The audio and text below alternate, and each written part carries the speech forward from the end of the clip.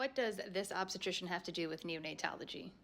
Now, I can't speak French, but this guy's name is Stéphane Tarnier, and he was an obstetrician that focused on perinatal aspects of obstetrical care. Now, there were some before him that realized that premature babies need warm temperatures, but in the 1870s, he realized that it wasn't just temperature that these babies needed to survive.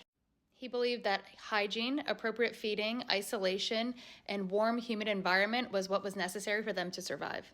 He was supposedly inspired by the poultry incubator at a local zoo that kept the babies warm, and he applied the same concept to premature babies. He was solely responsible for a 28% decrease in infant mortality in the maternity hospital in Paris.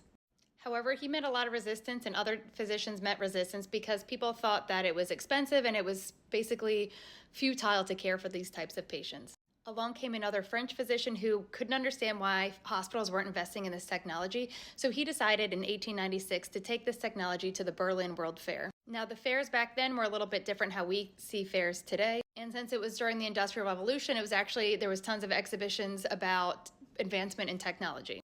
A German man, Martin Kuhne, who saw these babies, realized that they could actually save babies' lives. Now, he wasn't a doctor. They think that he had special interest in premature babies because his own child was born preterm. And he saw that people were willing to pay money to see these babies, and that could actually help save their lives. Since hospitals weren't interested in this technology, he decided he was going to take it to fairs and exhibitions.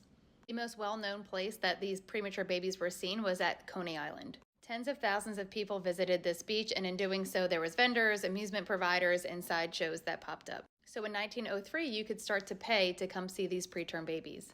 There were nurses there to take care of these babies, and you can see this isolette has glass. It was thick, double-walled lining, and it had a hot water bottle underneath to keep the air warm. All the ticket proceeds went to take care of these babies. It wasn't until 40 years later that hospitals adopted this technology and used it to care for preterm infants.